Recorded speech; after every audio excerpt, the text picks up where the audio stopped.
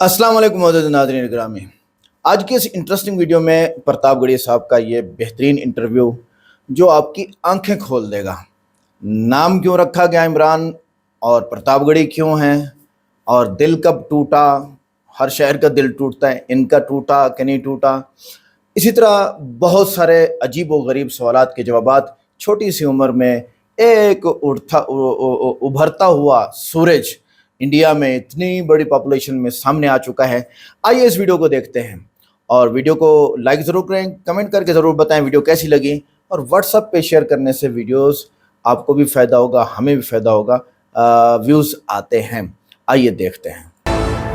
आप देख रहे हैं न्यूज़ 24। मैं हूं मानक गुप्ता।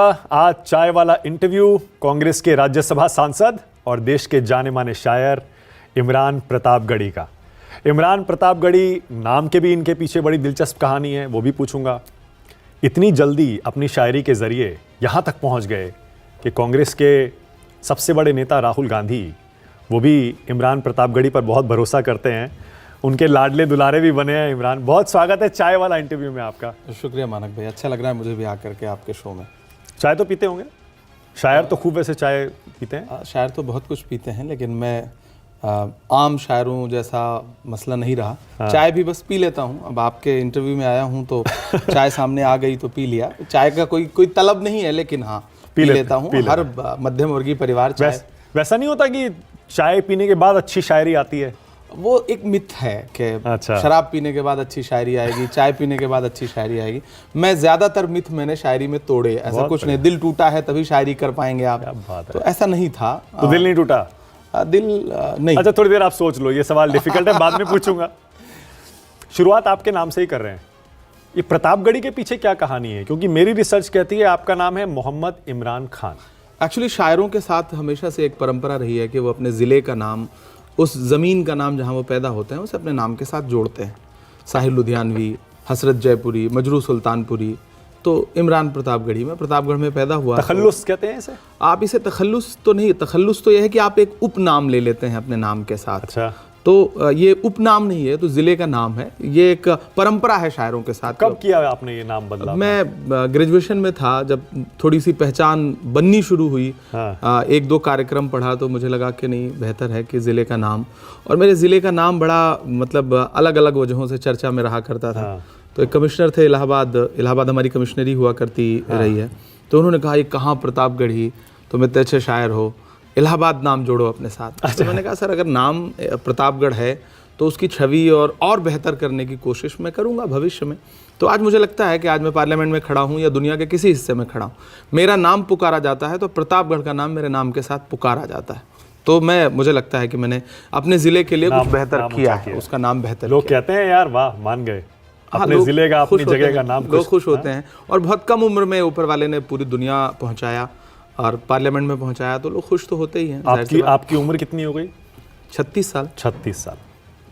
इतनी कम उम्र में शायरी के दम पर आपने जो लोकप्रियता हासिल की वो अलग, अब आप सीधे राज्यसभा जो पहुंचे, कभी कभी यकीन होता है पीछे मुड़कर देखते हैं तो यार ये जीवन में मेरे 5-7 साल में ही क्या से क्या हो गया।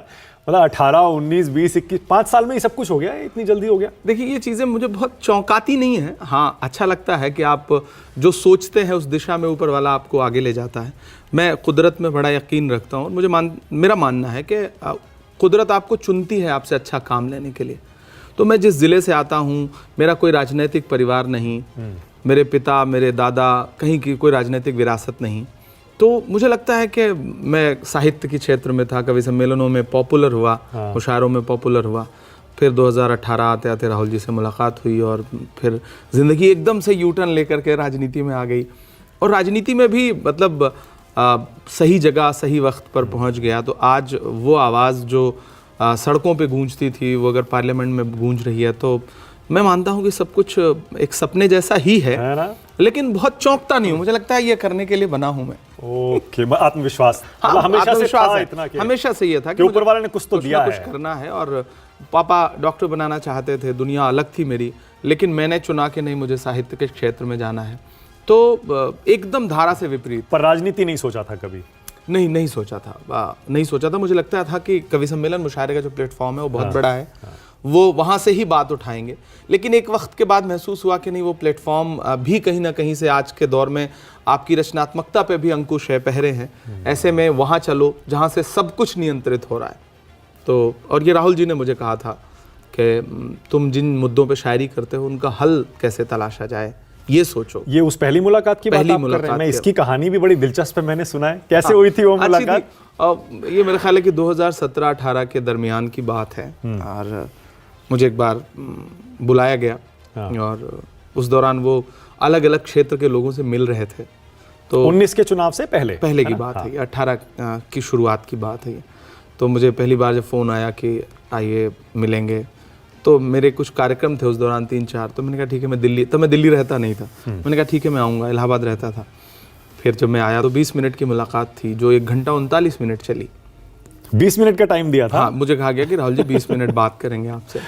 तो अच्छी बातचीत शुरू हुई और मुझे लगा कि मेरे मन में भी बहुत भ्रांतियाँ थी, बहुत सारे सवाल थे। मैंने सारे सवाल पूछे। मुझे चूँकि ना तो तब तक मुझे ये भी नहीं पता था कि मुझे राजनीति में आना है, तो मैं बतौर शायर उनके सामने बैठा था और समाज में जो कुछ उनके बारे में लोगों की राय थी, मैं वो सारे सवाल पूछता था और बहुत ईमानदारी से जवाब देते थे वो। तो मैं उठते उठते मुझे लगा कि इस इंसान से तो पूरे हिंदुस्तान को मिलना चाहिए। और मैंने उनसे कहा, हमने कहा कि आप यहाँ बैठ के जो राहुल गांधी, जिस राहुल गांधी से मैं मिला हूँ, काश इस राहुल गांधी से पूरा देश मिल ले तो पूरे देश की सोच बदल जाएगी। और उसके बाद फिर 1-2 हफ्ते बाद फिर मुझे कहा गया कि आप दिल्ली हो तो आएँ। फिर मैं हैदराबाद जा रहा था, मेरा एक कार्यक्रम था, फिर मैं मिला उनसे, फिर 1 घंटा 10 मिनट बैठे। फिर से तो 4-5 मुलाकातों में, अच्छा, कोई साहित्यिक व्यक्ति या रचनाकार जल्दी किसी को अपना नेता नहीं मान पाता, उसकी मजबूरी होती है। सबके साथ ऐसा होता है, मेरे ही नहीं, किसी भी विधा का हो। तो जल्दी मैं किसी को अपना नेता नहीं मान सकता था।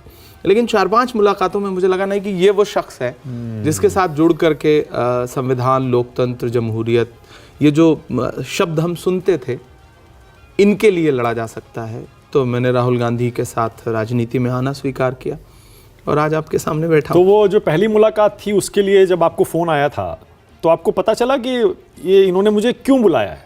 देखिए, मैं इम्प्रेस हो गए थे आपकी शायरी से? मैं राजनीति में भले नहीं था, लेकिन कविताओं का जो मुद्दा था मेरा, वो राजनीति ही थी।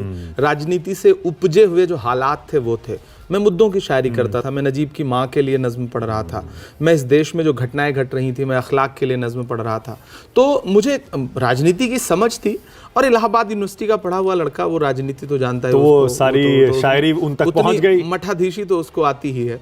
तो हमने जो इलाहाबाद के चौराहों पे बैठ करके, यूनिवर्सिटी के चौराहों पे बैठ के जो चीज़ें सीखी थी वो काम आई, वो उन तक पहुंची। फिर उन्होंने आपको ऐसा बुलवाया? ऐसा मैंने उनसे ये सवाल नहीं किया कि आपने मेरी शायरी सुनी है या नहीं सुनी है। चूंकि उनसे बातें राजनीति पे शुरू हुई और राजनीति, साहित्य, कला, वो बहुत ही अच्छे व्यक्ति हैं। और मैं तो कभी कभी कहता हूँ वो जितने बड़े राजनीतिक व्यक्ति हैं उससे अच्छे वो दार्शनिक हैं, फिलोसफर हैं।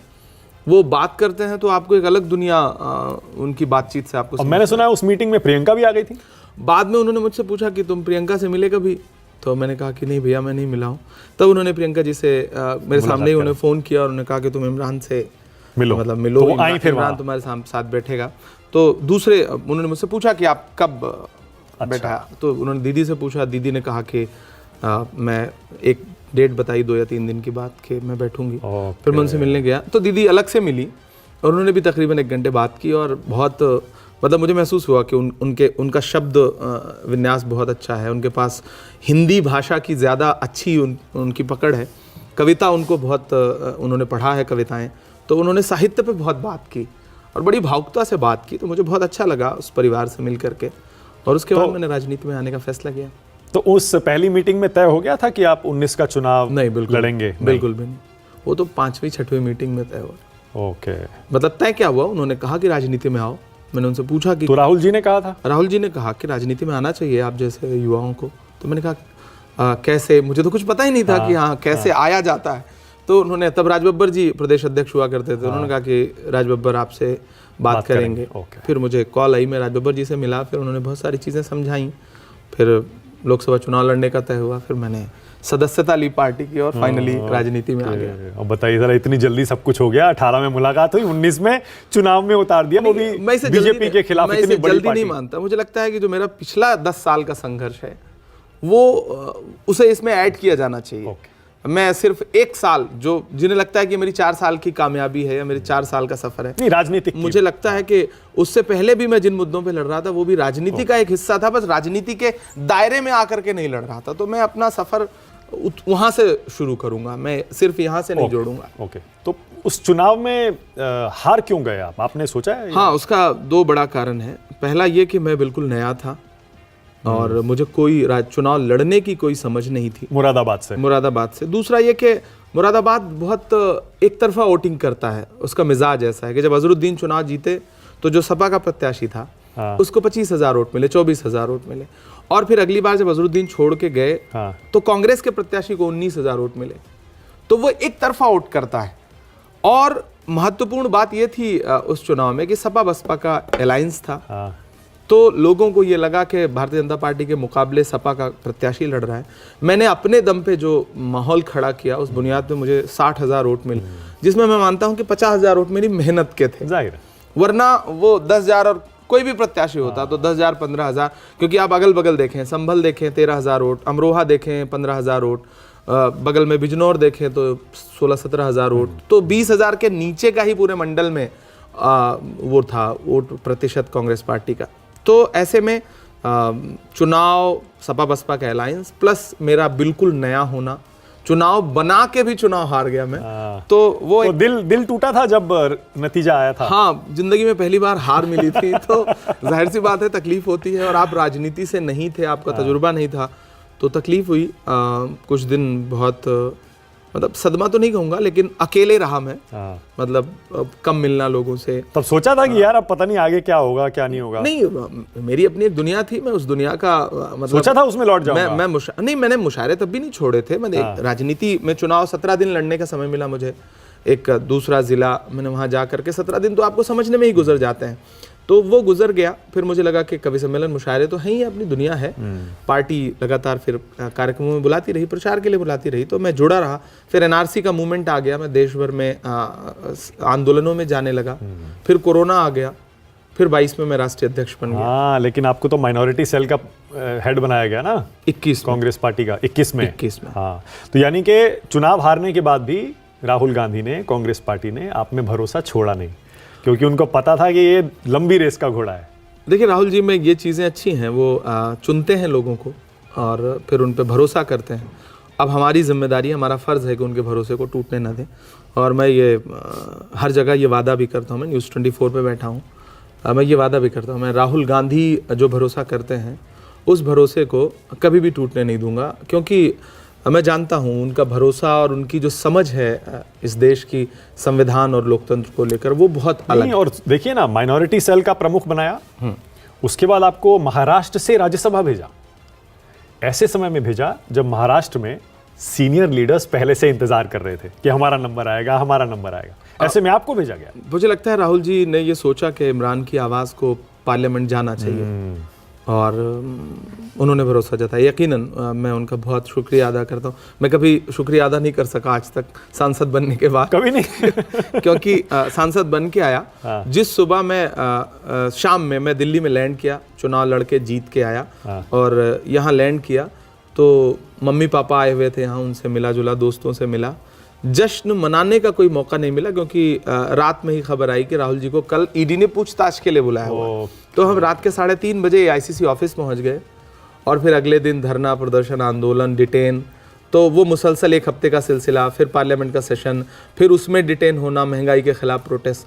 तो न तो शुक्रिया अदा करने का मौका मिला, न जश्न मनाने का। तो राज्यसभा आपको भेजा जाएगा, ये पहली बार आपको कब बताया गया था और किसने बताया था? नहीं, मुझे किसी ने नहीं बताया, और अंततोगत्वा हमारे पार्टी के जो जनरल सेक्रेटरी ऑर्गेनाइजेशन है के.सी. वेणुगोपाल जी, उन्होंने एक दिन बुलाया और उन्होंने कहा कि इमरान, कांग्रेचुलेशन, राहुल जी चाहते हैं कि तुम राज्यसभा जाओ, राहुल जी चाहते हैं, पार्टी चाहती है कि तुम राज्यसभा जाओ और अपने पेपर्स तैयार करो।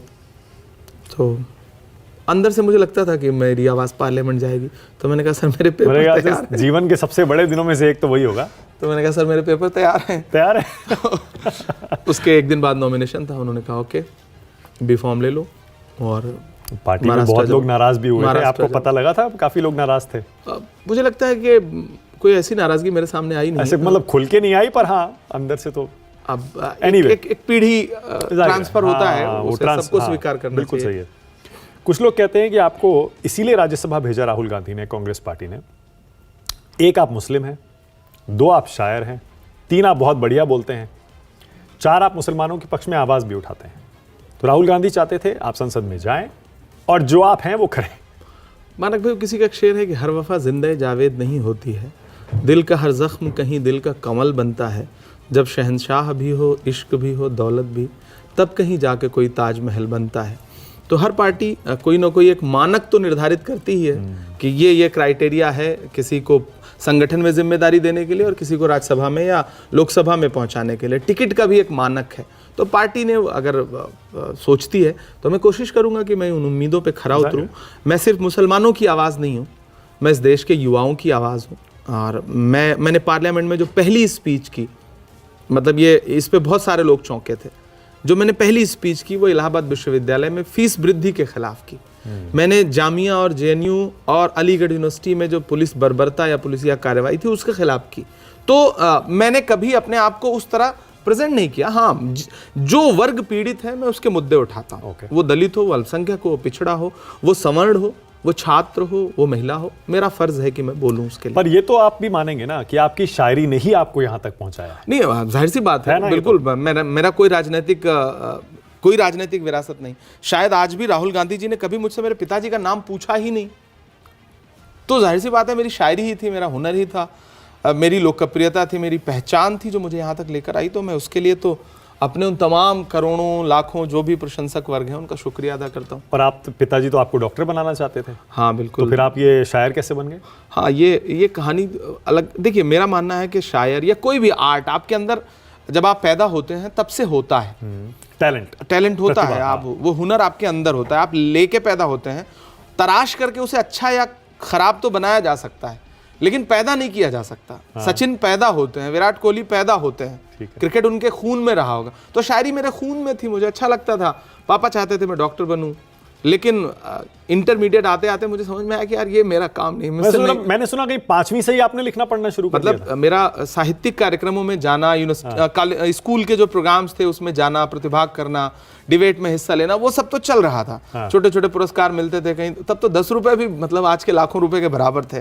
तो वो होता था, लेकिन पापा को लगने लगा धीरे धीरे कि ये गलत ट्रैक पे जा रहा है, क्योंकि शायर और कवि तो मतलब समाज का भटका हुआ व्यक्ति माना जाता था ना पैसे, ना एक झोला उठा के आप कुर्ता पजामा पहन के चल दिए, यही माइंडसेट था। पैसे तो अब बाद में आए, ग्लैमर तो बाद में आया कवि सम्मेलन मुशायरों में। तो पापा ने बहुत रोकने की कोशिश की, बहुत डांट वाट सब लगाई, लेकिन क्या कर रहे हो, पढ़ाई करो, डॉक्टर बनो। मतलब वही कहते थे पढ़ाई करो, तुम पढ़ाई नहीं करते। पता चला क्लासेस छोड़ के आप डिबेट कंपटीशन में हिस्सा ले रहे हो, पोएट्री कंपटीशन में हिस्सा। पढ़ाई में अच्छे नहीं थे? पढ़ाई में अच्छे थे, फर्स्ट क्लास थे, खूब अच्छे थे। पर वो साइंस पढ़ो। वो अक्सर कहते थे, जैसे 70% रिजल्ट आया तो वो कहते थे देखो तुम्हारा 70% रिजल्ट आया, तुमने पढ़ाई की होती तो।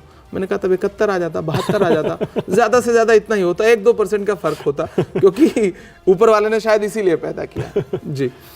संसद में आपने अभी तक कुल कितनी स्पीच दी है? मैंने एक्चुअली मेरी भी मेडन स्पीच नहीं हुई है पार्लियामेंट में। मैंने जो फुल फ्लेजेड भाषण होता है वो नहीं हुआ है। किसी बिल पर जो टाइम मिलता है पार्टी की तरफ से 10 मिनट 15 मिनट, तो मैंने तकरीबन 5 स्पीच की। एक प्राइवेट मेंबर बिल पे बोला हूँ और 3-4 जीरो आवर पे बोला हूँ। एक स्टूडेंट्स की फीस वृद्धि के खिलाफ, एक अभी रिसेंट इस सेशन में बोला मैंने रेलवे की जो दुर्व्यवस्थाएं हैं यात्रियों की उस पर, और एक बुनकरों के लिए मैंने बोला था।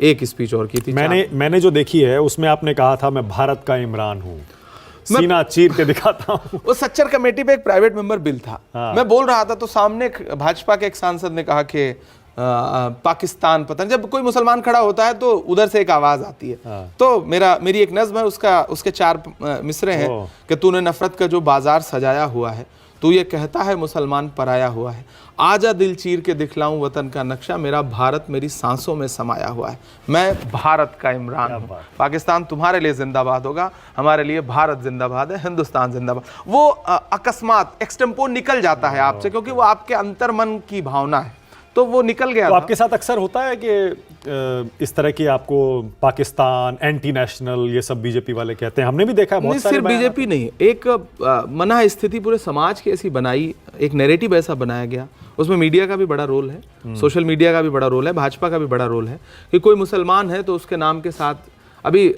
जो भी संसद में हुआ, जो घुसपैठिए घुसे, उन्होंने हमला किया, वो अगर मुसलमान होते तो उनके तार पता नहीं कहां कहां से जुड़ते। उन्हें कोई प्रदर्शनकारी तो लिखता ही नहीं। वो अगर सरदार होते तो प्रदर्शनकारी थोड़ी लिखे जाते, वो तो खालिस्तानी लिखे जाते। तो ये जो नैरेटिव का खेल है ना, मैं इस खेल को बहुत पहले से झेलता भी रहा हूँ, देखता भी रहा हूँ, और इसके प्रति मेरी पीड़ा है, और मैंने इस पर बहुत सारी शायरी भी की है। तो मेरी एक नज़्म है कि सदियों से यहीं पर रहता है, जाने कितने दुख सहता है, भीगी पलकों से एक बेटा भारत माँ से ये कहता है, पुरखे हम सब के गोद में तेरी खाक ओढ़ कर लेटे हैं, माँ हम भी तेरे बेटे हैं। तो ये जो पीड़ा है, ये पीड़ा बहुत बड़ी है, और सिर्फ इमरान की पीड़ा नहीं है, पूरी नस्ल है जिसकी पीड़ा है। उस पीड़ा को जवाब क्या देते हैं? सरकारों को समझना पड़ेगा। आप क्या जवाब देते हैं? नहीं, कोई जवाब फिर उसी तरह देते हैं सीना नहीं। मैं जाहिर सी बात है, कोई मुझसे ये कहे कि इमरान आप देशभक्त हैं या नहीं, तो मैं ये कहूंगा कि मैं तुमसे 10 गुना ज्यादा बड़ा देशभक्त हूं, क्योंकि हमारी पीढ़ियों ने हिंदुस्तान को से मोहब्बत की है, चुना है, कुर्बानियां दी हैं। आप हमसे कैसे हर दिन सवाल पूछ सकते हैं? ये सवाल ही कितना अपमानजनक है।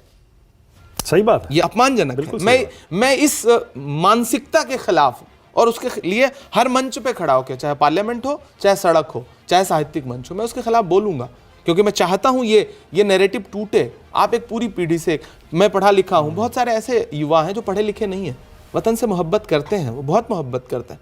आप जब उनसे इस तरह के सवाल पूछते हैं तो वो झुंझलाहट में न जाने कैसे जवाब देते होंगे। मुझे तो चलिए वाकपटुता है, तो मैं बहुत संभाल करके चीज़ों को बोलूँगा। हो सकता है उनके जवाब बड़े ख़राब होते हो, और आप उससे पूरी एक नस्ल को फ्रेम करते हो।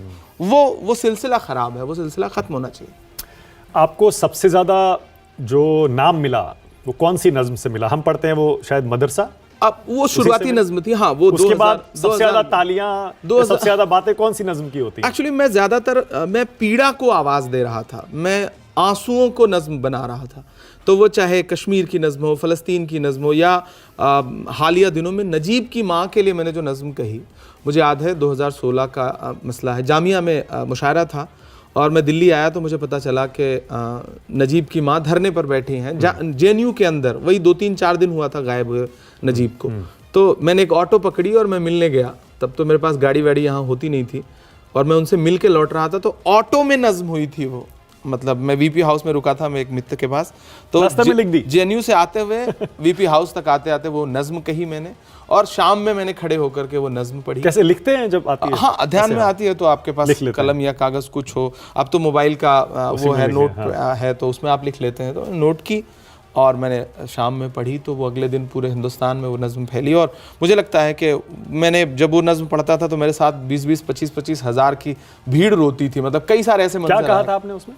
वो मेरी नज़्म है कि सुना था कि बेहद सुनहरी है दिल्ली, समंदर सी खामोश गहरी है दिल्ली, मगर एक माँ की सदा सुन न पाए तो लगता है गूंगी है बहरी है दिल्ली।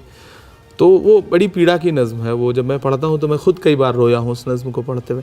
तो मुझसे जो लोग कनेक्ट भी हुए मेरी शायरी की वजह से। दिल के सबसे करीब कौन सी आपकी नज़्म है? अब एक माँ से आप ये पूछें कि कौन से बच्चे को ज़्यादा प्यार करती है, तो बड़ा मुश्किल सवाल है। सबसे प्यार है एक आप प्रसव पीड़ा से जो माँ बेटे को जन्म देते, बेटी को जन्म देते गुजरती होगी। कोई भी शायर कवि कविता लिखते भी उसी दर्द से गुजरता है। तो मेरा मानना है कि सब मुझे बहुत प्रिय हैं।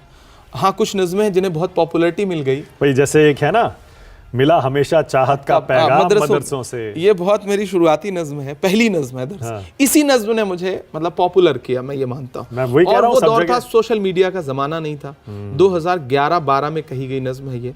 तब ब्लूटूथ से ऑडियो शेयर हुआ करता था, मल्टीमीडिया मोबाइल आ रहे थे। तो इस नज़्म ने ऐसी गुमनाम शोहरत दी कि मैं ट्रेनों में जा रहा होता था, बज रहा होता ये और बजता था, और लोग मुझसे कहते हैं कभी इस शायर को सुनना है, बहुत अच्छा पढ़ता है। तो ये मेरे साथ खूब आप ही से कहते थे? तो मुझसे ही, मैं मतलब अपनी नज़्म बज रही है तो मैं बड़ा ध्यान से सुनने लगता था। तो उनसे शायरी पे बात होती तो मैं कहता था क्या आप भी बताते नहीं होंगे कि मेरी है, बोलते होंगे हाँ भैया कैसे अंत में बताता था कि मैं ही हूँ, मैंने ही कही है। उस समय तो ये ज़माना नहीं था ना कि फेसबुक, ट्विटर, ऑरकुट भी बहुत कम था। तो हम तो गांव से आए थे, मैं जीमेल चलाना नहीं आता था, मतलब लिटरली नहीं आता था। मोबाइल हाथ में नहीं था, तो कोई संसाधन नहीं थे लोगों के बीच तक जाने के। नहीं, लेकिन मैं चाहता हूं कि आप 2-4 लाइनें तो उसकी सुनाइए ना कम से कम। नहीं, वो मिला हमेशा चाहत का वो नज़्म एक्चुअली वो दौर ऐसा था कि देश में कहीं भी कुछ घट रहा था मदरसों से जोड़ दिया जाता था। तो मैंने मदरसों की जो पॉजिटिव चीज़ थी, जो वहाँ से पढ़ के निकले हुए लोग थे, मैंने उनको एक मुद्दा बनाया और मैंने वो नज़्म कही, मिला हमेशा चाहत का पैगाम मदरसों से, मत जोड़ो आतंकवाद का नाम मदरसों से। तो जो जो अच्छे लोग थे मैंने उनको उद्धृत किया इस नज़्म में। और ये नज़्म जहाँ भी सुनते थे लोग, मतलब मुझे कंधों पे उठा उठा करके, जो मुशायरों में कभी नहीं होता था। मुशायरों में स्टारडम नहीं था, मतलब ये आप इस पर कभी विश्लेषण करिएगा। लोग आते थे, शायरों को सुनते थे, राहत इंदौरी, मुनव्वर राना, वसीम बरेलवी, सुनते थे प्यार से, एक ऑटोग्राफ ले लेते थे बहुत ज़्यादा से ज़्यादा तो, और सराह करके चले जाते थे। पहली बार ऐसा हुआ कि मैंने मुंबई में साकिनाका में ये मुशायरा था, और मैंने जिस समय ये नज़्म पढ़ी है तो यही नज़्म पढ़ी है मैंने, और अगले 10 मिनट बाद फिर वो मुशायरा वहीं पे ख़त्म था। और मैं लोगों के कंधे पर बैठ करके मालाओं से लदा हुआ मुझे गाड़ी तक लाया गया। तो फिर उसके बाद ऐसे दृश्य हर दिन होने लगे, फिर वो मतलब स्टारडम आता गया, ग्लैमर आता गया। फिर एक वो भी है, हम मुसलमान हैं, एक नज़्म मेरी थी जिस समय घर वापसी और ये सब बहुत सारे अभियान चल रहे थे, उस समय मैंने ये नज़्म कही थी कि मैं कह रहा हूँ मैं ये नाप कर तोल कर, अपने ईमा की आवाज़ पर बोल कर।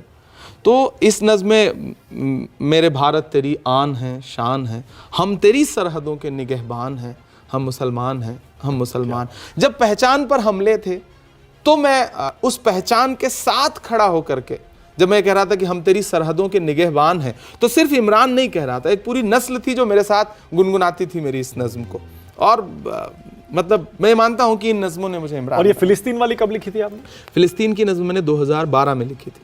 2012 में, तब इतना ये प्रकरण इतना बड़ा नहीं था। हाँ। और लेकिन मैं सुनता था, मेरा हमेशा से उसमें क्या कहा था आपने, याद है कुछ? मैं अक्सर जब नज़्म कहता था तो मैं सोचता था कि मैं उस जगह खुद को रखता था। आत्मकथात्मक नज़्में, ये ट्रेंड मैंने शुरू किया। इससे पहले मुशायरों में या शायरी में कभी आत्मकथात्मक नज़्में नहीं कही गई। जैसे पद्य में, मतलब गद्य में कहा जाता था, पद्य में नहीं कहा जाता था, ये विधा नहीं थी। तो मुझे लगता था जैसे मैं कश्मीर पे नज़्म कह रहा हूँ तो मैं कश्मीर हूँ, मैं उसकी पीड़ा को वो बन के बोलता था। तो फ़लस्तीन की नज़्म थी, ये मेरी कौम के रहनुमा भी सुने, मेरी उजड़ी हुई दास्तां भी सुने, जो मुझे मुल्क तक मानते ही नहीं, सारी दुनिया के वो रहनुमा भी सुने, सिर्फ लाशें ही लाशें मेरी गोद में, कोई पूछे मैं क्यों इतना गमगीन हूँ, मैं फ़लस्तीन हूँ, मैं फ़लस्तीन हूँ। तो वो नज़्म बहुत सुनी गई, पूरी दुनिया में बहुत सुनी गई, मुझे अच्छा लगा। मैं जद्दा गया पहली बार तो मैंने वहाँ ये नज़्म पढ़ी, तो मेरे साथ ऑडिटोरियम में 2500 लोग थे, इंडियन लोग थे, और मेरे साथ ज़ारों कतार रोए वो इस नज़्म में। और ठीक है, मैंने कहा ना, आप परफॉर्म कर लेता था मैं अच्छे से, तो वो पहले शायरी पढ़ी जाती थी, मैं शायरी को परफॉर्म करता था, तो ये एक फ़र्क था। और उसी ने मुझे दिखता है आपके अंदर, नहीं मैं एक्टर दिखता वो तो सिर्फ मोदी जी में, हम में नहीं। और वो कश्मीर वाली में आपने क्या कहा है? मैं कश्मीर हूँ। हाँ, मैं कश्मीर हूँ, बड़ी वो भी बड़ी पॉपुलर नज़्म है। ना बुजुर्गों के ख्वाबों की ताबीर हूँ, ना मैं उजड़ी हुई, ना बुजुर्गों के ख्वाबों की ताबीर हूँ, ना मैं जन्नत सी अब कोई तस्वीर हूँ, जिसको मिल करके सदियों से लूटा गया, मैं वो उजड़ी हुई एक जागीर हूँ। हाँ मैं कश्मीर हूँ, हाँ मैं कश्मीर हूँ। मैं मतलब मेरा अपना मानना है कि पिछले 60-70 साल की जो भी कश्मीर की लड़ाई है, कश्मीर को लेके जो राजनीति है, उसमें कश्मीरियत मर गई, वहाँ की आवाम मतलब कहीं दूर खो गई। तो मुझे लगा कश्मीर क्या कहता है इस तमाम पहलू। ये भी तभी की लिखी गई, 2013 की नज़्म है ये। उस टाइम हालात शायद वहाँ खराब भी थे। कश्मीर का भविष्य एक किताब है, एक राजकिशोर जी ने संपादित किया है, मैं उसको पढ़ रहा था, फिर उसके बाद ये नज़्म हुई थी। ओके। वैसे आप बीजेपी पर हमला करना हो ना तो भी आप बहुत जल्दी से कुछ लिख डालते हैं। जैसे मैं एक पढ़ रहा था, गोबर को कोहिनूर बनाने में रह गए, बताने में रह गए, हिंदू को मुसलमान से लड़ाने में रह गए, बच्चे तमाम मरते रहे अस्पताल में, वो मदरसों की जांच कराने में रह गए। वो गोरखपुर में जब ऑक्सीजन की कमी से बच्चे मरे थे और उधर जांच हो रही थी, तो अब मेरी एक विधा है, मैं अपनी विधा जल्दी लिख डालते हैं, कह देता हूँ। अब पता चला फेसबुक पे पोस्ट करना है, ट्विटर पे डालना है, तो ऐसे ही सोचता रहा कि कोई गद्य लिखने से बेहतर है कि 4 पंक्ति लिख दो, वो ज्यादा मार करती है, दूर तक जाती है, खूब वायरल होती है, उसका असर गहराई तक जाता है। तो मैं उसी भाषा में कोशिश करता हूँ। अब तो सोशल मीडिया पर बहुत वायरल होती होंगी, जब लिखना शुरू किया था तब उस समय इतना सोशल मीडिया नहीं था, जाहिर सी बात है, और मुझे आता भी नहीं था, मैं इतना एक्टिव नहीं था सोशल प्लेटफॉर्म पे। तो कह के मैं मंचों पे पढ़ता था तो लोग उसको टाइप करके फिर शेयर करते थे और उसके वीडियो शेयर होते थे। अब तो सुनते हैं कि जावेद अख्तर से मुलाकात हुई, वो काफ़ी टर्निंग पॉइंट आप मानते हैं अपने? जावेद साहब से बातचीत रही। जावेद साहब मुशायरे काम दिया था शायद, नहीं मुशायरे कम पढ़ते हैं वो। मुझे कई बार फिल्में और ये मेरा देखिए एक बहुत मज़े की बात बताऊं, आप गुलजार साहब और जावेद अख्तर के बाद किसी तीसरे गीतकार का चेहरा नहीं पहचानते होंगे। वहाँ पैसा है और लेकिन शोहरत जो है वो गुमनाम है। यहाँ कवि सम्मेलन मुशायरों में पैसा कम है लेकिन लाइव परफॉर्मेंस की वजह से आपकी फेस वैल्यू है। इमरान प्रतापगढ़ी को जितना लोग पहचानते होंगे उतना इरशाद कामिल को या फिर और जो गीतकार हैं उनको नहीं। उनकी मजबूरी है क्योंकि वो उन्होंने गीत लिखा, संगीतकार को दे दिया, उसने गाना बना दिया, पता चला मतलब जिसने गाया वो पॉपुलर हो गया। जगजीत साहब ने गज़लें गाई जिनकी जिनकी, हमें भी बहुत दिन तक पता नहीं था कि इसका शायर कौन है। हमें लगता था जगजीत साहब की गजल है। आपने कुछ लिखी है फिल्मों के लिए? तो नहीं, मैं कभी ऑफर तो आए होंगे। हाँ, बहुत कई बार ऐसा हुआ कि आप आइए उधर, लेकिन मुझे लगा कि मेरे पास एक दुनिया है, मेरे पास एक प्लेटफॉर्म है और यहाँ पैसे भी कम से कम मेरे लिए वहां से ज्यादा थे, तो मुझे ये दुनिया मुनासिब लगती। कुछ मैं कहीं पढ़ रहा था मुनव्वर राणा आपसे नाराज हो गए थे, कुछ हुआ था क्या? मैंने कहा ना, पीढ़ियों की एक जंग होती है। तो नाज़रीन गिरामी, ये प्रतापगढ़ी साहब की आगे बहुत सारा इंटरव्यू है और मज़ेदार बातें हैं मज़ीद। वाकई ये बंदा पैसे के लिए बिल्कुल काम नहीं कर रहा। और कांग्रेस पार्टी देखें, मुस्लिम लीग भी थी, अब पता नहीं है कि नहीं इंडिया में, और दूसरी कांग्रेस थी और तीसरी अब जो है बीजेपी, भाजपा। तो बहरहाल नाम लेना इसका भी बड़ा मुश्किल है। तो ये पार्टियां हैं जिन्होंने इंडिया की सियासत को और स्टैब्लिशमेंट को कंट्रोल कर रखा है और अवाम की धज्जियां उड़ रही हैं। और इस्लाम कहता है कि एक एक बंदे का हिसाब किताब आपने जाके देना है, वापसी नहीं है। कुरान पाक तो वाज़े है इसमें और अल्लाह ताला ने ये फरमा दिया है और साइंस भी इसका प्रूव नहीं कर सके आज तक कि भाई कोई मरता है फिर वापस आता है। लोग झूठी कहानियाँ गढ़ते हैं क्योंकि झूठी कहानियाँ बहुत ज़्यादा कम जब हों कहानियाँ तो झूठी ही होती हैं कि हम गए, हम वापस आए, हम पिछले जन्म से हैं, हमें याद है फलां सब गलत होता है।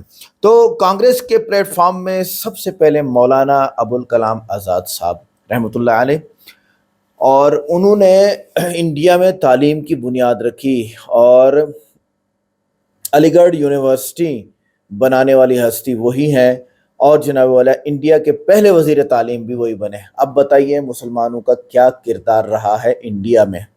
और आज हिंदू जो है वो गोबर खा के और क्या क्या बोलते हैं, बिल्कुल गलत है। और सोनिया गांधी भी अपने टाइम पे आई, उन्होंने कांग्रेस को संभाला, कांग्रेस के सदर और रहनुमा जिन्होंने पार्टी को मजबूत करने और मुख्तलिफ मसाइल पर आवाम के हक में खिदमत का फैसला किया। लाल बहादुर शास्त्री इनसे पहले आए, कांग्रेस के वज़ीर आज़म जिन्होंने जिए जवान जिए किसान का नारा देकर ज़राअत और दिफा के शोबे में हौसला अफजाई की। याद रखिएगा, जो आपकी रेगुलर इनकम होती है ना, वो आपको बहुत तरक्की में ले जाती है और जो काश्तकारी है ना, वो आपकी रेगुलर इनकम है। तो ज़राअत का शोबा और उसके साथ किसानों के साथ ज़्यादतियाँ भी बहुत ज़्यादा हैं।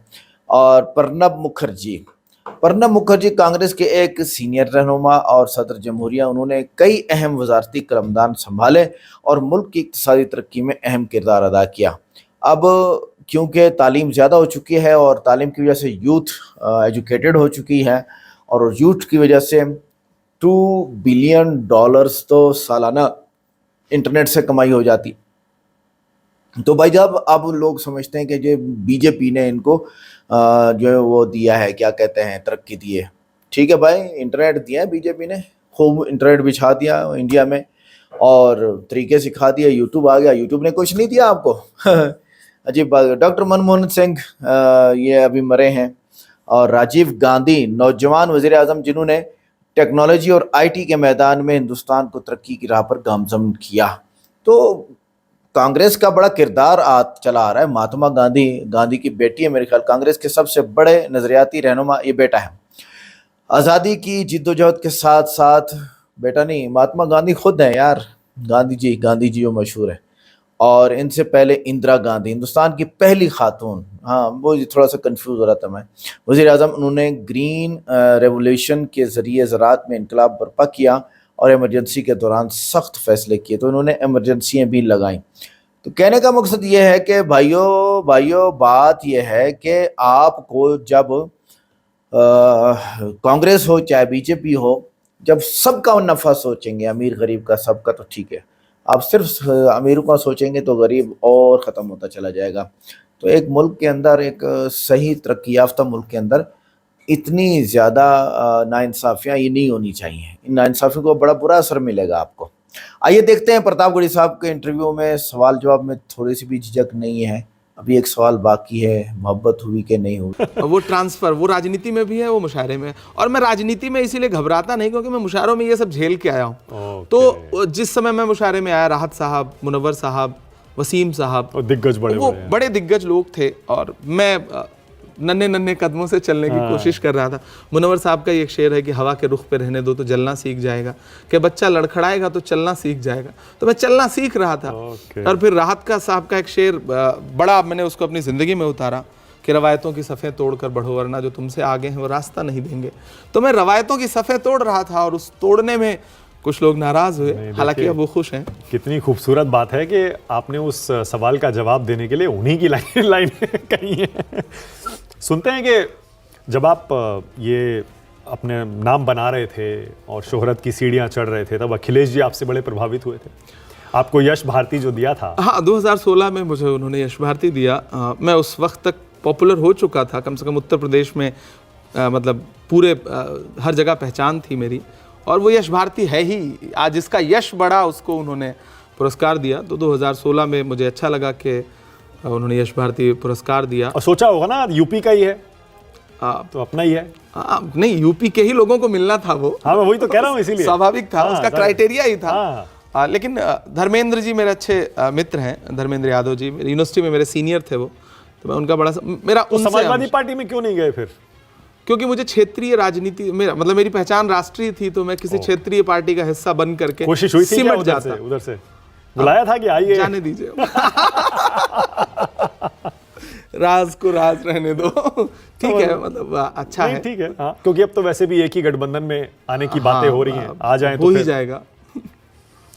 मैं वापस उसी मुद्दे पर आ रहा हूँ, थोड़ा गंभीर मुद्दा है। बीजेपी आपको जब एंटी नेशनल कहती है, आपको, इमरान प्रतापगढ़ी को, आपके कुछ वीडियो, आपके कुछ बयान दिखाती है, जिसमें से एक है, और आपने कहा मुस्लिम सिर झुकाने वाली नहीं, सिर काटने वाली कौम है। ये क्या आपने कर्नाटक में मैं आपके चैनल पे बैठ करके, उस चैनल का नाम नहीं लूंगा, दरअसल ये मीडिया, मैं कभी कभी मीडिया पे जो खींच उतारता हूँ, मैं कर्नाटक में खड़ा था, मैंने कर्नाटक में एक बयान दिया कि ये टीपू सुल्तान की ज़मीन है, ये सर झुकाना नहीं जानती, सर कटाना जानती है।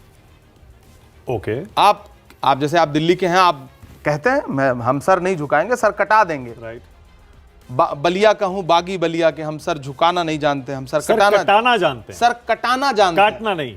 मतलब कोई मैं मतलब मैं सोता भी रहूं तो ये शब्द मेरे उससे जबान से नहीं निकलेगा। फिर वो एक चैनल है, उसने इसको कन्नड़ा में अनुवाद करके और इसको ऐसे काटना कर दिया। ओके। वो नितांत झूठ है। ओके। शुद्ध रूप से झूठ है। और अगर मैं मेरे पास वो वीडियो आज भी मौजूद होगा, वो यूट्यूब पे मौजूद है, मेरा पूरा भाषण, उसको कई मिलियन लोगों ने देखा है, तो वो शुद्ध रूप से भाजपाई झूठ है। ओके।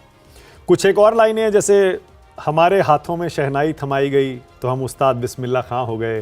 तो इसमें लिखा है आपने? इसमें क्या गलत है? उसमें आपने मेरा वो मेरी एक पंक्ति, मतलब एक नज्म का हिस्सा है। हाँ।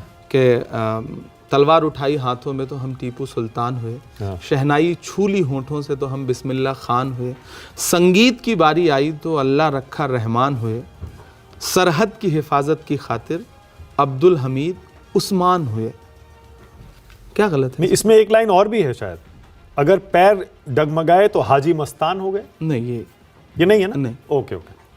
मैं इसीलिए कह रहा हूँ, देखिए सोशल मीडिया पर, ये सोशल मीडिया पे मैंने कहा ना, एक झूठ की फैक्ट्री है। मतलब, मेरी पंक्तियां, मैंने आपको पूरी पंक्ति सुना दी। ओके। वो तो कोई और उसे कवि ने किसी पर, लेकिन उसमें कुछ वीडियोस भी हैं। फिर आपने अतीक अहमद के लिए कह दिया था, दायरे में सिमट के आया है, हर रवायत से हट के आया है, आंधियों को जरा खबर कर दो, शेर वापस पलट के आया। दरअसल मैं पैदा हुआ प्रतापगढ़ में। हर मंच पर एक मुख्य अतिथि होता है। कवि सम्मेलन, किसी भी कवि सम्मेलन, मुशायरे का एक प्रारूप है।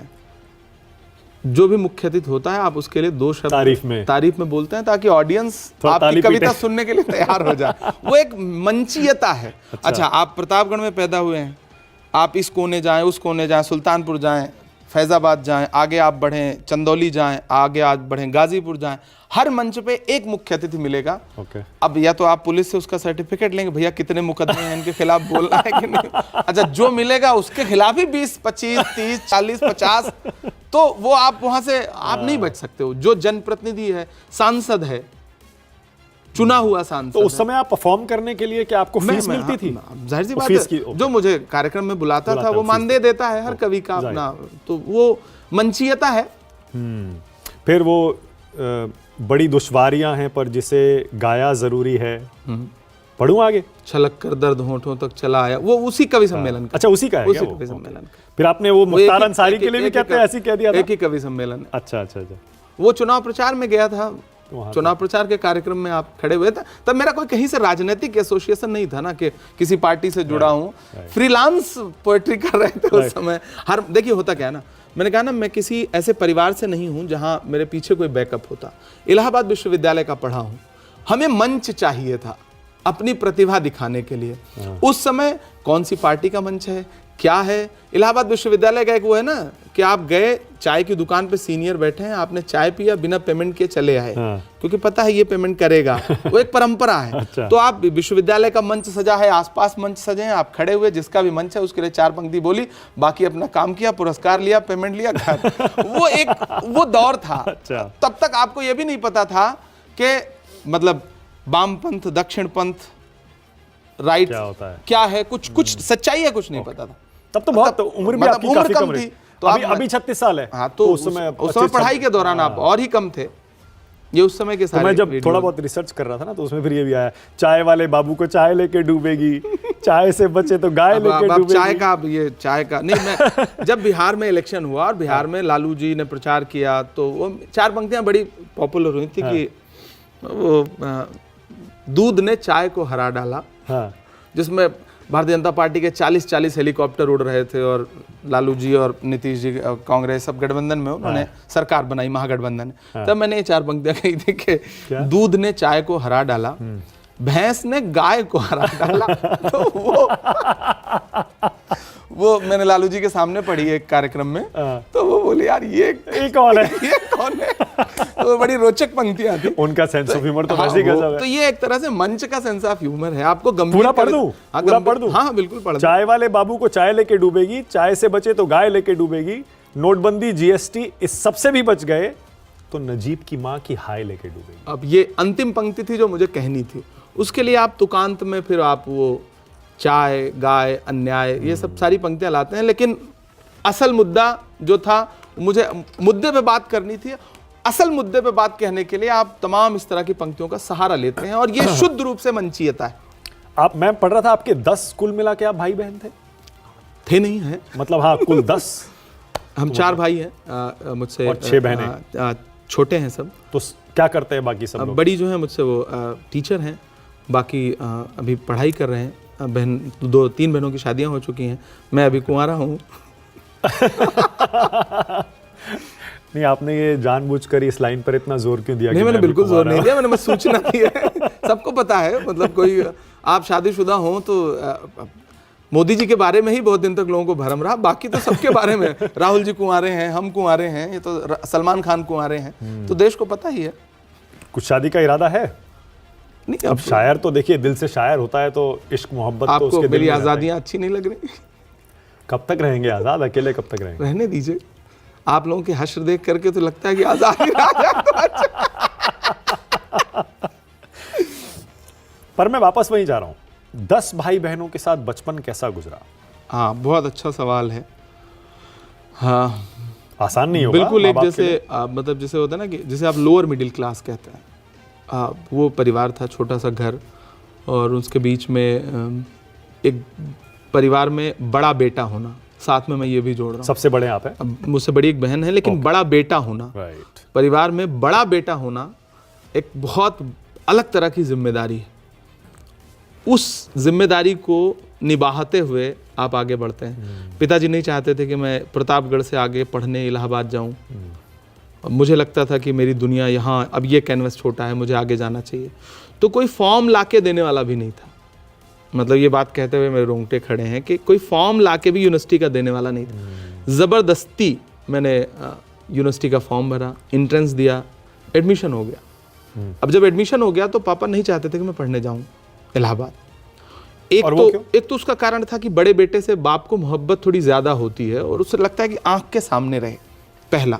दूसरा शायद कि 10 बच्चों की परवरिश, आप मदद भी करते होंगे शायद। पढ़ाई, बड़ा खर्च जाएगा तो वहाँ रहेगा, कमरा लेगा, खर्च बढ़ेगा, ये भी एक कारण हो सकता है, हर पिता के दिमाग में होता होगा। तो कमाना कब शुरू किया था? तो उसके बाद मैंने ज़िद करके मैं गया और फिर ग्रेजुएशन का फर्स्ट ईयर, फिर उसके बाद मैंने कभी पापा से पैसे नहीं लिए। फिर मिलने लगे 500 रुपये, 400 रुपये, 200 रुपये कार्यक्रम में मिलते थे और शॉल मिलती थी साथ में। वो भेजने शुरू किए होंगे घर पैसे? तो नहीं, वो कभी मुझसे पैसे नहीं लेते थे, लेकिन मतलब ठीक है, अब तो मैं खुशी खुशी उनको जो भी दूँ, पिता हैं उन्हें गर्व होता है, लेकिन वो मतलब मेरा खर्च हो जाता था, मैं माता पिता के लिए गिफ्ट ले जाता था, भाइयों के लिए, बहनों के लिए।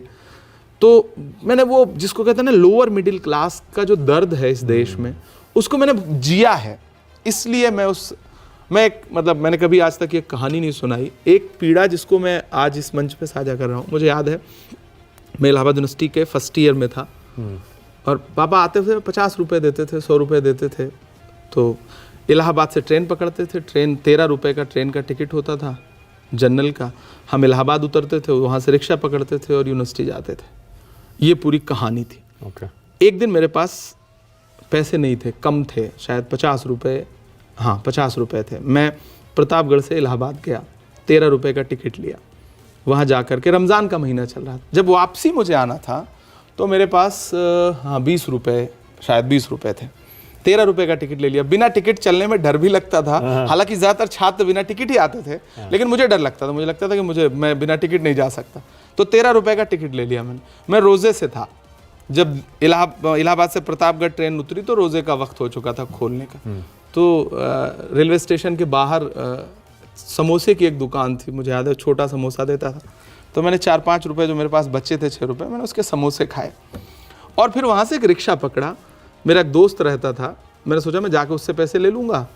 तो घर जाने के लिए वहाँ से, मेरा प्रतापगढ़ शहर में घर नहीं है, वहाँ से मुझे एक बस पकड़नी पड़ती थी या जीप चलती थी पहले, तो 10 रुपये उसका किराया होता था। तो मैंने सोचा था दोस्त से 20 रुपये उधार लूँगा, 10 रुपये रिक्शे वाले को दूंगा और फिर जा कर के जीप पकड़ूंगा और घर चला जाऊँगा। अब जब उस दोस्त के पास गए मानक भाई, तो उस दोस्त का कमरा बंद था, जब तो फ़ोन होते नहीं थे। अब ये हुआ कि मेरे ऊपर 10 रुपये रिक्शे वाले का उधार, तो वो कहाँ से दूँ? फिर याद आया कि एक दोस्त और रहता है, उसके यहाँ चलते हैं। तो उससे कहा अच्छा चलो वहाँ चलते हैं, रिक्शे वाले से। व्यवहार कुशल था तो वो समझ गया कि शरीफ लड़का है, वो मुझे वहाँ लेके गया। अब जब वहाँ पहुँचे तो उसका भी घर बंद, वो भी नहीं था। अब मेरे पास 20 रुपये का उधार और मेरे पास एक भी रुपया नहीं। तो मैंने उस रिक्शे वाले से कहा कि वो भी नहीं है, चलिए बस स्टेशन चलते हैं। और वो मुझे बस स्टेशन लेके गया और तब तक 30 रुपये उसके हो चुके थे और मेरे पास एक भी रुपया नहीं, मुझे उसे पैसे देने। अब ना वो मुझे जानता है ना मैं उसे जानता हूँ। तो मैंने उससे कहा कि चाचा रुकिए, मैं बस देख लूँ। और मैं बस देखने गया और चला गया। उसको पैसे न दे सकता था ना मैं उससे कह सकता था। वो 30 रुपये आज भी मेरी मतलब रूह पर, जिसको कहते हैं ना कर्ज होना, वो बोझ है। और मैं उसे पहचानता भी नहीं था। बाद में जब मेरे पास पैसे आए तो मैं 30,000 दे सकता था उसे। तो उसका मुआवजा इस तरह जब भी, मतलब उसके बाद मैंने ज़िंदगी में जब पैसे आए और जब मैं रिक्शा पकड़ता था तो मैं कभी पूछता नहीं था कि तुम्हें कितना। अगर उसका 50 रुपये होता था तो मैं उसको 500 रुपये देता था। मुझे लगता था मैं कर्ज उतार रहा हूँ और वो आज भी मतलब मेरी रूह पर कर्ज है। आज अगर वो रिक्शा वाला मिल जाए तो मैं उसे उसका 3 लाख रुपये दे दूँ कि 3 लाख रुपये ले लो आप। वो ये मैंने कभी किसी से नहीं कहा और ये कहानी आज भी मेरे दिल में है कि वो बहुत बड़ी पीड़ा है। तो वो तो कॉलेज में थे ना, मतलब वो फर्स्ट ईयर, वो सब पापा के ही पैसे। 18 साल के रहे होंगे। हाँ तकरीबन 18 साल। तो उसके बाद वो बेचारे, वो बुजुर्ग भी रहे होंगे मेरे ख्याल, शायद हों भी ना। तो वो एक कर्ज है वो, और उसका कर्ज मैं फिर सब पे उतारता रहता हूँ। जो भी रिक्शे वाला, आप तो रिक्शे से आप चल नहीं पाते हो, अब जिंदगी ऐसी हो गई, लेकिन जो भी मिलता है मैं कोशिश करता हूँ। मैं उसके बाद 4-5 साल 7 साल जब भी रिक्शे पे चला, मैंने एक का 100 गुना दिया कि शायद इसका थोड़ा सा सवाब उस तक पहुंचे। मतलब नहीं, वो एक पीड़ा थी। दिल छूती है ये कहानी, और आपको उस बात का पछतावा है और आज भी बोझ महसूस हाँ, करते बोझ हैं। है, ये वो दिखाता है पूरी जिंदगी रहेगा बोझ। शायद एक गंभीर सवाल मेरे जहन में आया, आपको लगता है कि नरेंद्र मोदी के आने के बाद देश की राजनीति में मुस्लिम अप्रासंगिक हो गए हैं। देखिए, वो इसलिए क्योंकि मुस्लिम वोट बैंक के दम पर पहले बहुत सारी पार्टियां बहुत सारे सांसदों को लोकसभा भेज सकती थी, लेकिन दरअसल मोदी जी के आने के बाद नरेंद्र मोदी जी का करिश्मा नहीं है, आरएसएस की एक लंबी प्लानिंग का हिस्सा ही है। देश में मुसलमानों को राजनीतिक तौर पे अछूत बना देना, ये बंच ऑफ थॉट से शुरू होती है और उसको एग्जीक्यूट कर रहे हैं लोग, और वो एक एजेंडा है इसमें। पर हो गया ना वो तो। हुआ है, बिल्कुल हुआ है। देख लीजिए कितने एमपी हैं बताइए। ये जितने नारे हैं सब झूठे हैं, सबका साथ सबका विकास। स्थिति है कि जब 2014 के बाद एमजे अकबर, सैयद जफर इस्लाम और मुख्तार अब्बास नकवी भाजपा के राज्यसभा के तीन सांसद थे, एक झटके में कहाँ चले गए आपको पता है। बड़ी बड़ी बातें करने वाली भाजपा एक भी टिकट किसी मुसलमान को नहीं देती लोकसभा में, तो राज्यसभा वो कहते हैं कि मुस्लिम हमें वोट ही नहीं देते, इसीलिए हम भी मुस्लिमों को, हम तो कहते हैं हम जिताऊ उम्मीदवार देते हैं। देखिए, हम एक मानक भाई, यहाँ मैं एक इंसान के, तो मैं राजनीतिक विरोधी होने की वजह से नहीं बोल रहा हूँ। जब आप लाल किले की प्राचीर पर खड़े होकर के महिला सशक्तिकरण पर भाषण देते हैं 15 अगस्त को, और उसके अगले 1 घंटे 1.5 घंटे बाद बिल्किस के बलात्कारी रिहा किए जाते हैं, उन्हें माला पहनाई जाती है आपके गृह राज्य में, तो आप कौन सा संदेशा दे रहे हैं? महत्वपूर्ण बात यह है कि आपने कोशिश ही कौन सी की लोगों को। आप मोहम्मद बिन सलमान को गले लगाएंगे, लेकिन भारत के किसी सलमान को गले लगाते हुए आपको पीड़ा होती है, तो वो बात तो आपको खुद भी, आप कितने ईमानदार हैं अपने नारों के प्रति, वो आपको खुद देखना पड़ेगा ना। ओके, अब इस इंटरव्यू का सबसे दिलचस्प राउंड, रैपिड फायर राउंड, जहां छोटे छोटे सवाल आएंगे, आपको छोटे छोटे जवाब देने हैं, बिल्कुल। एक शब्द या एक वाक्य में, और उसमें तो आप माहिर हैं, अपनी बात छोटे में कह माहिर देना। नहीं भी होंगे फिर भी जवाब तो देंगे। ओके, पहला सवाल रैपिड फायर राउंड का, इमरान प्रतापगढ़ी इस देश का सबसे बड़ा शायर आप किसे मानते हैं? देखिए, ये रैपिड फायर का सवाल नहीं है। दरअसल ये सवाल, आप कई लोगों से प्यार करते हैं, आप 2 नाम ले सकते हैं। चलिए, मेरा मानना है कि मैं बशीर बद्र और राहत इंदौरी। ओके, बशीर बद्र, राहत इंदौरी। इस देश का सबसे बड़ा मुस्लिम नेता आप किसे मानते हैं? मौलाना अबुल कलाम आजाद। ओके, आज की तारीख में मुसलमानों का सबसे बड़ा मसीहा नेता कौन है? नहीं, कोई मसीहा नहीं है, बहुत अनाथ स्थिति में है कम्युनिटी। कोई मसीहा नहीं है। मुस्लिमों को इससे कौन निकाल सकता है? कौन सा नेता है? देखिए, जो संविधान को इस देश में लागू कर पाए असल में, वही हर पिछड़े समाज को, हर मजलूम को आगे निकाल सकता है, और वो ईमानदाराना कोई कोशिश कर रहा है तो राहुल गांधी। ओके, सबसे बड़ा मुस्लिम विरोधी आप किसे मानते हैं? देखिए, जो संविधान विरोधी है वो हिंदू मुस्लिम हर वर्ग का विरोधी है। जो भी नफरत की बात करे, जो टारगेट करे, वो विरोधी है, वो संविधान का विरोध। मैं फिर उसको एक धर्म से अलग हटके लाऊंगा। जो अगर किसी समाज से नफरत कर रहा है तो वो संविधान से नफरत कर रहा है। क्या मुसलमान कभी देश में प्रधानमंत्री बन सकता है? आपको क्या लगता है, हाँ या नहीं, या पता नहीं? बिल्कुल बन सकता है, बन सकता है।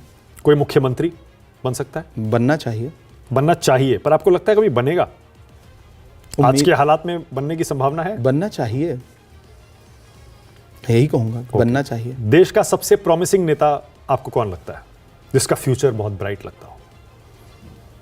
युवा नेताओं में नहीं, बहुत सारे नाम हैं जो अच्छी राजनीति कर रहे हैं, अच्छा करेंगे, और बहुत सारे नाम है। किसी 1-2 नाम लेकर के मैं बाकियों को नाराज नहीं कर सकता। समझ गया, यही है ना, सवाल थोड़ा ट्रिकी होता है ये।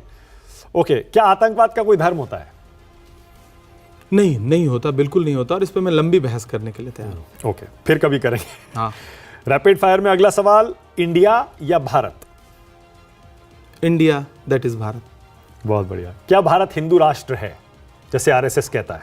जो ये कहता है वो संविधान को नहीं मानता है, डॉक्टर बाबा साहब भीमराव अंबेडकर के सपने को नहीं मानता है। और अगर बीजेपी ने संविधान बदलकर वहां से सेक्युलर शब्द हटा दिया तो? क्या बदलना चाहती है बीजेपी संविधान?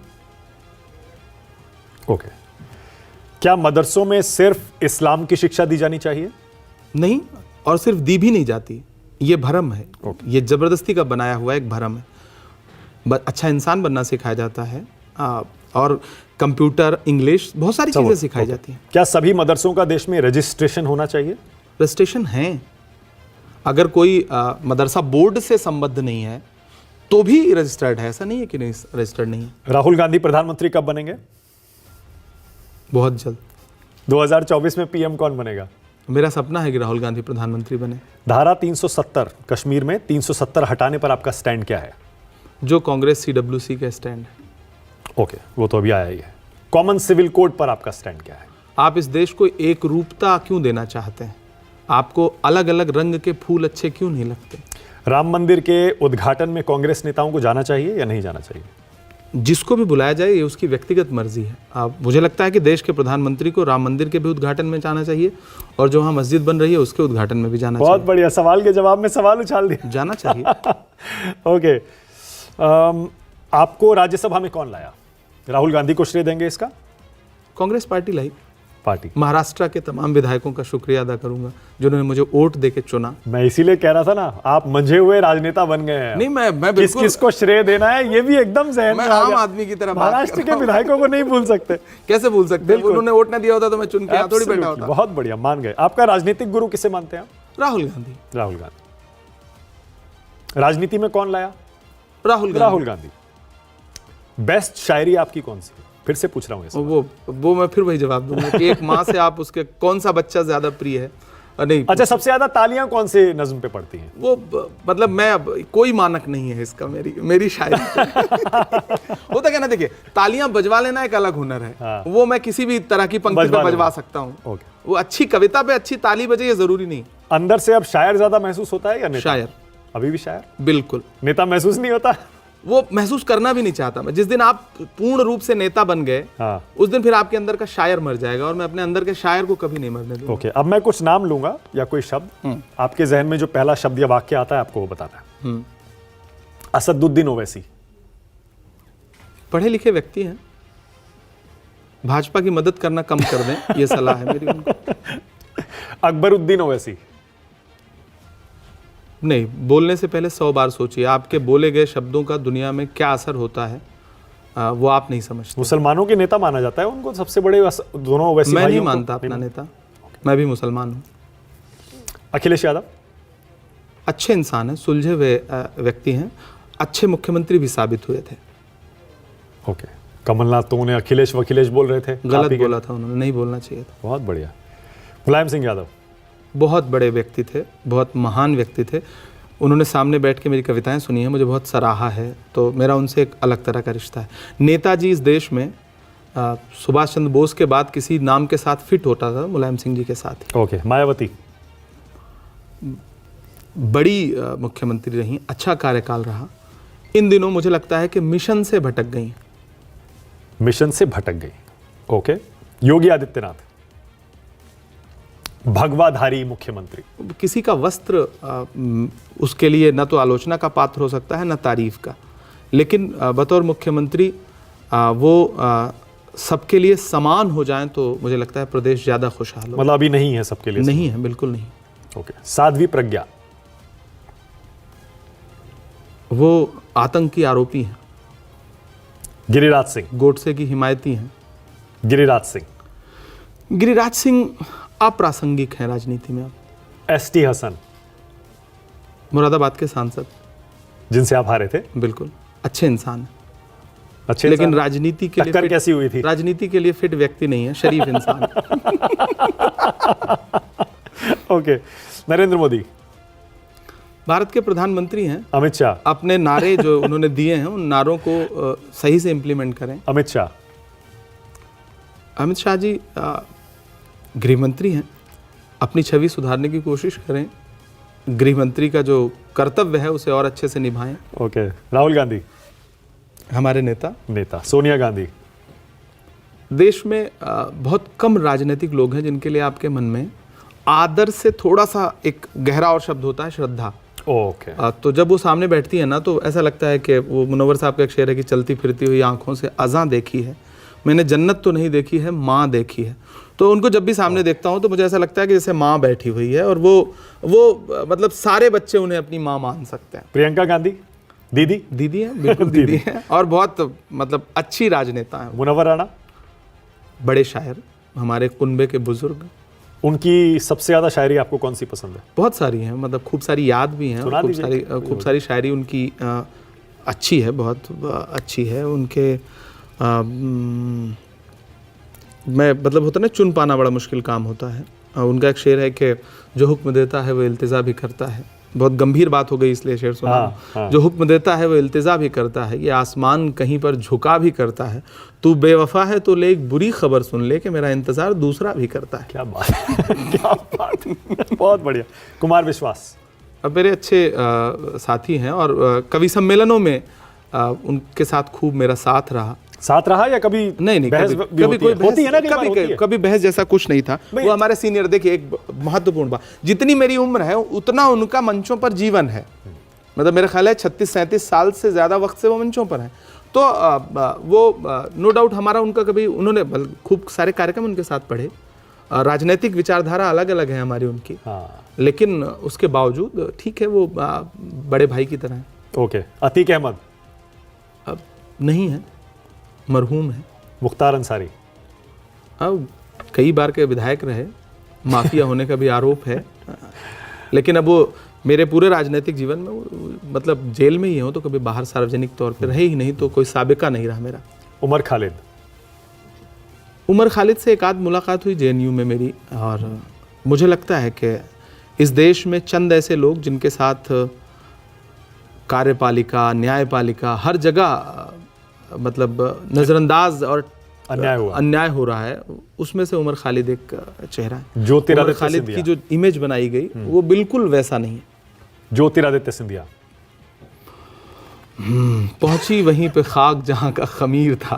तो, और वो किसी का शेर है ना कि ना खुदा ही मिला ना विसाले सनम, ना इधर के रहे ना उधर के। नहीं, वहाँ तो कैबिनेट मिनिस्टर बने हुए हैं। ठीक है, कैबिनेट हम तो देखते जब से कैबिनेट मिनिस्टर बने हैं। हाँ। मतलब एयर इंडिया भी बिक गई, कुछ बच रहा है क्या उस विभाग में? आप बताओ ना। तो मिनिस्टर विदाउट पोर्टफोलियो तो क्या ही मतलब है उसका। नुपुर शर्मा मुझे लगता है कि अस्तरहीन सवाल, मेरे लिए जवाब देने का कोई मतलब नहीं है सवाल का। पूरा देश जानता है कि वो क्या है। कन्हैया लाल, वो टेलर जिसकी गर्दन काट दी गई थी। गलत हुआ और प्रशासन ने आरोपियों को पकड़ के जेल भेजा। इंसाफ, उनके परिवार को इंसाफ मिलेगा। सरकार ने अपने स्तर पे हर प्रयास किया उनके परिवार को इंसाफ देने के लिए, मुआवजा दिया। किसी की जान लौटाई नहीं जा सकती, लेकिन जो भी था वो अच्छा नहीं था। बिल्कुल सही कह रहे हैं बात तो आप। कोई नज़्म आपके जहन में अभी आ रही है? क्योंकि मैं छोड़ूंगा तो ऐसे है नहीं बिना बहुत सुनाए। सारी नज़्में हैं, मैं कौन सी सुनाना चाहेंगे?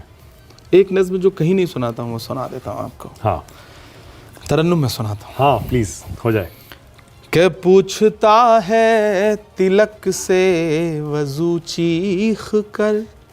आपने कई सारे नाम ऐसे गिनाए ना कि मुझे लगता है कि मुझे अब ये नज़्म ज़रूर पढ़नी चाहिए। पूछता है तिलक से वजू चीख कर, आमने सामने रूबरू चीख कर, लड़के दंगों में जिसको बहाया गया, पूछता है हमारा लहू चीख कर।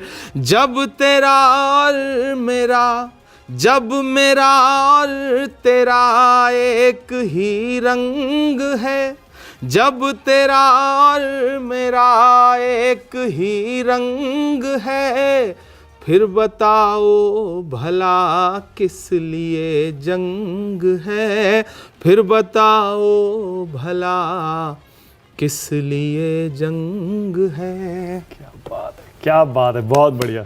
और तो नहीं, मैं ताली बजा देता हूँ। नहीं, शुक्रिया। आपकी तालियां बड़ा संदेशा देती हैं। बहुत बढ़िया, बहुत मजा आया इमरान प्रतापगढ़ी इस इंटरव्यू में। Thank you so much. चाय वाला तो शेर का बंद का एक शेर था ना, पूछता है चीख के, पूछता है तिलक से वुजू चीख कर। तो ये हम ग्रामर, फसाहत और बहुत सारी चीज़ें हम अरबिक में पढ़ते हैं, पढ़ाते हैं। तो वाकई ये इस्तिआरे होते हैं, सिमिलेस जिसे कहते हैं, और एक और नाम भी आता है इस्तिआरे का। और यूँ होता है कि यानी कि जुज़ बोल के कुल बोलना, यानी कि मोबाइल है तो उसका कैमरा बोल के मोबाइल मुराद लेना, कैमरा लाओ यानी मोबाइल ले आओ। और इसी तरह बहुत सारी इस जो शेर के अंदर बातें हैं ना, कि वुज़ू पूछता है कि यानी मुसलमान पूछता है तिलक से यानी हिंदू से चीख कर।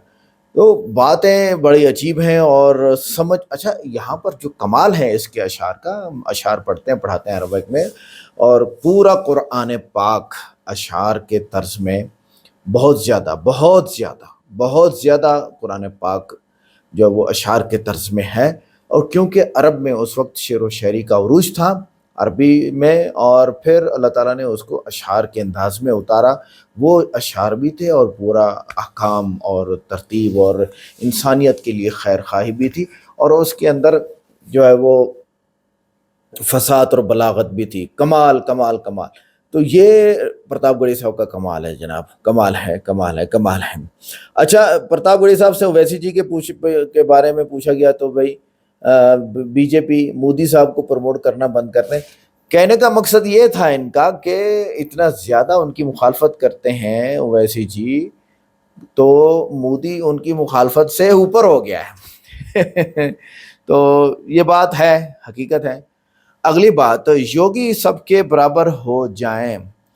देखिए, योगी आदित्यनाथ को आज शायद एहसास हो रहा होगा कि इस बंदे ने, प्रतापगढ़ी ने, इमरान प्रतापगढ़ी साहब ने वो ऐसे अंदाज में, इसको कहते हैं हम यानी कि दरिया को कूजे में डालना या कूजे से दरिया भरना, लोटे से गिलास से दरिया भरना।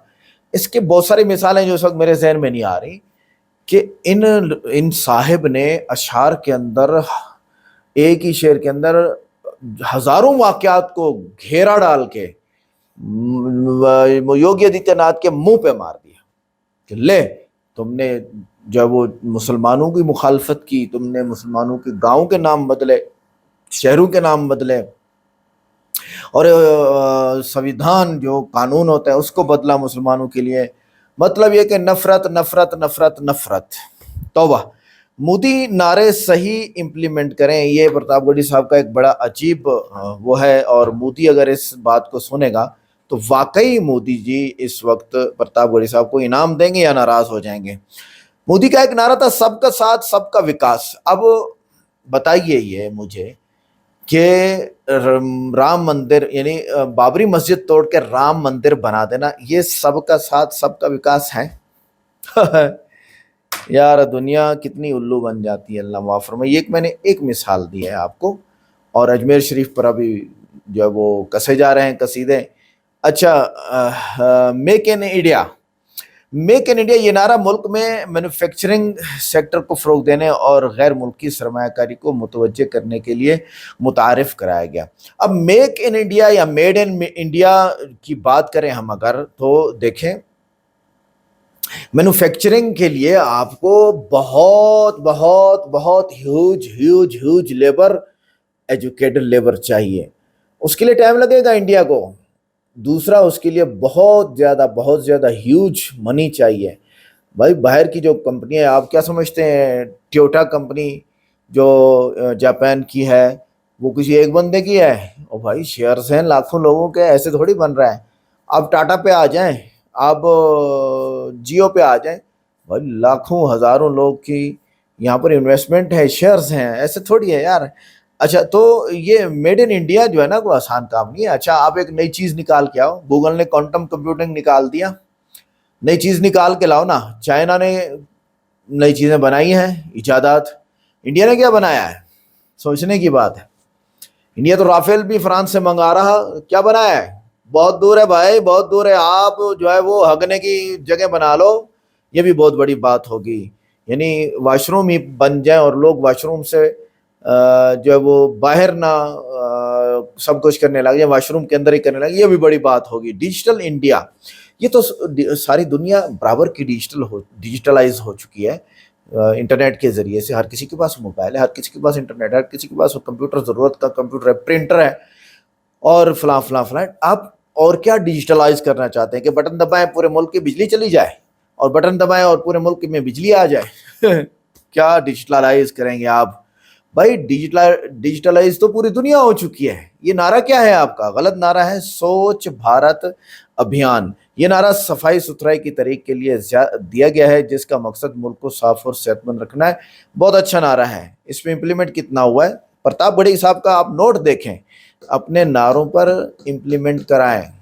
जी हाँ, और आत्मनिर्भर भारत ये नारा खुद इन्हिसारी की तहरीक के लिए दिया गया, जिसका मकसद मुल्क की मसनूआत और मईशत को मजबूत करना था। यानी कि आप 150 करोड़ लोग हैं, 1.5 बिलियंस पॉपुलेशन ऑफ इंडिया, इनके लिए अपने पास से जितना चीज़ें हैं वो पूरी हो जाएं, ये भी बहुत बड़ी बात है। तो इस पे कितना इम्प्लीमेंट हुआ और कितना इसमें बेहतरी आई, ज़रा थोड़ा सा बीजेपी वाले बताएं। एक है तो सेफ है। अब ये थोड़ा सा देखें, ये नारा 2024 में मास्टर असम्बली इंतखाबात के दौरान दिया गया, जिसका मकसद इत्तेहाद और यकजहती अहमियत और उजागर करना था। यहाँ पर बटेंगे तो कटेंगे वाली बात भी तो हुई है ना। तो जब इतना ज़्यादा विरोध हुआ मोदी का, तो फिर एक है तो सेफ है कहना पड़ गया। और जब कांग्रेस बीजेपी के ऊपर चढ़ गई और सीटें ज़्यादा जीत ली उन्होंने, तो मोदी साहब को ये नारा वापस लेना पड़ा, एक है तो सेफ है कहना पड़ा। तो सारे मुल्क के अंदर एक अच्छी आवाज़ चली गई है। कोई बात नहीं, सुबह का जो है वो भूला शाम को वापस आए तो भूला नहीं कहते हैं। और एयर इंडिया भी बिक गई, तो मजबूरियां हैं ये हर मुल्क की। देखें, एक बहुत बड़ा मसला चल रहा है पूरी दुनिया के अंदर। America, British parliament, Israel parliament, ये तीनों के तीनों पूरी दुनिया के सियासतदान और स्टैब्लिशमेंट पे कब्जा करते हैं। IMF के ज़रिए डरा धमका के, कोई ना करके। और स्टैब्लिशमेंट और सियासतदान कहाँ से आते हैं? पॉपुलेशन से। उस मुल्क की गरीब आवाम अपना खून पिला के सियासतदानों को सियासतदान बनाती है, स्टैब्लिशमेंट को स्टैब्लिशमेंट बनाती है। और फिर अजीब बात आप सुनो कि वही सियासतदान, वही स्टैब्लिशमेंट उसी आवाम को रोनती है। ओहो, इसका हिसाब का तो किताब बहुत मुश्किल है। पीछे जो बैठा है ना, पीछे इन तीनों में है US, इजराइल और ब्रिटिश, और फिर नेटो मिला लो सारा। जो इनका प्लानर है मुझे लगता है दज्जाल है, बस और कोई नहीं है। तो क्या इनके राब्ते हैं या नहीं, अल्लाह बेहतर जानता है। मिलते हैं नेक्स्ट वीडियो में। अस्सलाम वालेकुम।